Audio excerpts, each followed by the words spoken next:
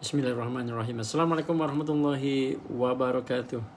Salam sejahtera. Selamat petang. Selesai asar insya-Allah. Dan petang ini kita ingin kongsikan sedikit. Kebetulan tajuk malam ini yang kita akan berlatih dalam kelas Kelab Pidato Perdana Antarabangsa ke pentas adalah mata ke mata. Dari mata turun ke mana?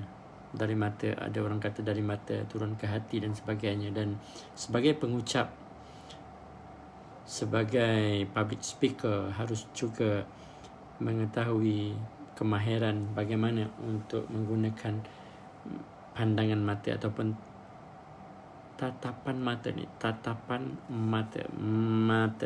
Tatapan mata. Apa yang dimaksudkan sebagai tatapan mata? Yang kalau kita tatap itu bermakna mungkin itu pertentangan antara dua biji mata kan, ataupun 4 biji mata lah, 2 sini dan 2 di sana kan. Bagaimana seorang pemidato berjumpa ataupun bertemu mata dengan orang yang sedang mendengarkannya kan. Itu pandangan ataupun sudut mata pemidato dengan orang yang sedang mendengar. Jadinya apabila ada tatapan mata begini, ia seolah-olahnya berbicara seperti mana kita berbicara dengan orang di luar sana kan. Dan beberapa soalan yang mungkin kita akan sama-sama kupas dalam kelas malam ini adalah, dan saya cedok juga ini daripada buku yang sentiasa kita buat perkongsian ini. Kebetulan tajuknya sama, tuan-puan boleh kongsikan. Ini adalah untuk tatapan mata ke mata kan, mata ke mata. Dan siapa kita nak pandang? Soalannya, siapa kita nak pandang? Kita ramai. Kalau dalam kumpulan kecil mungkin kita boleh pandang satu demi satu. Kita alihkan pandangan kita kepada tatap mata kita kepada orang yang pertama, kedua, ketiga, keempat dan kelima, mungkin kelas yang kecil.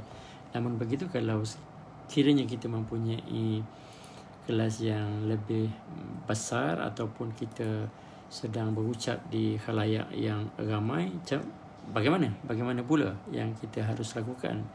Jadinya ada orang berpandangan bahawa kita mengambil, pecahkan kumpulan-kumpulan tertentu, kumpulan orang yang ramai di hadapan kita ini kepada beberapa peta ataupun segmen yang kita boleh jadikan dia sebagai satu pandangan di belakang sana sebelah kiri, belakang sana sebelah kanan, di hadapan, di tengah, di hadapan yang kiri dan kanan. Begitu menjadi mewakili seolahnya kita melihat ke seluruh dewan, ke 4 segmen yang kita berbicara itu. Dan bagaimana kita nak, berapa lama pula untuk kita sekali menenung tu, sama ada kita tengok bola ke bola mata ataupun kita, ada orang kata melihat kepada dahinya ataupun melihat pada hidungnya pun boleh, untuk mengelak kita daripada kita terus mata betul-betul berjumpa dengan mata kan. Ada orang agak tak selesa kalau lama kita melihat. Dan persoalannya berapa lama kita nak lihat mata ataupun nak bertentang mata itu. Dan ada yang mengatakan bahawa mungkin 2 saat, 3 saat, 4 saat, setelah itu kita mengangguk sedikit.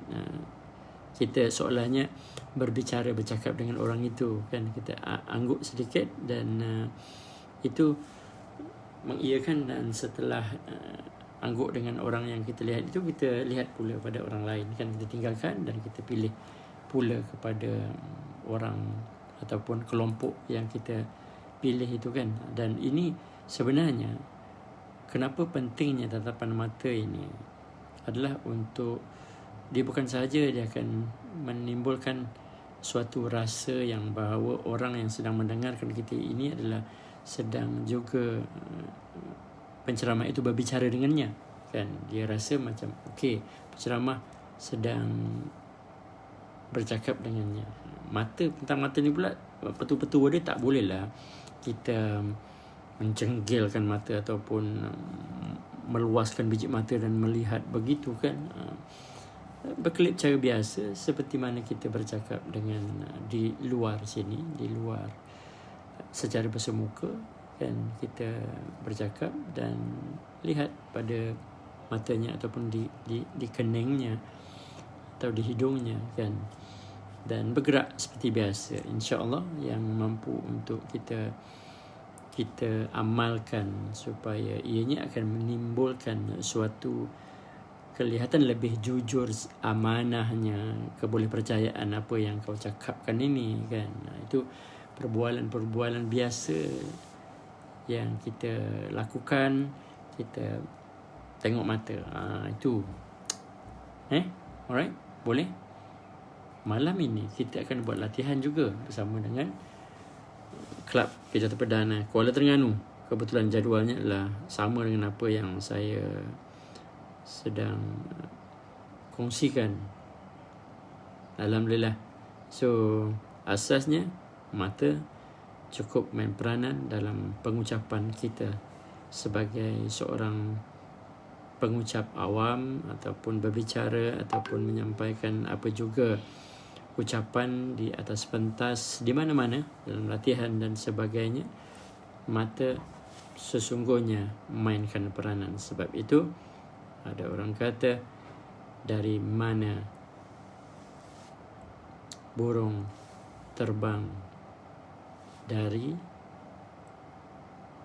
sawah turun ke padi. Dari mana datangnya sayang?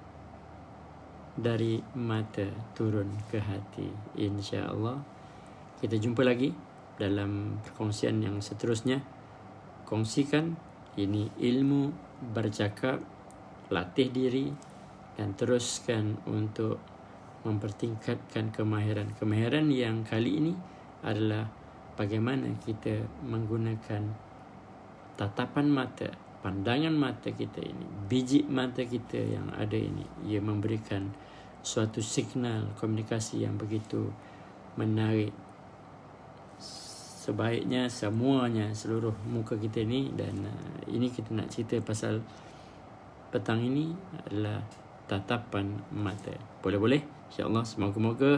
Semoga mana ada perkataan itu kan, semoga ianya memberikan manfaat kepada kita semua dan kita boleh amalkan kaedah mata ke mata, insya-Allah. Sampai ketemu lagi dalam siri yang lain pula, insya-Allah. Assalamualaikum warahmatullahi wabarakatuh. Terima kasih.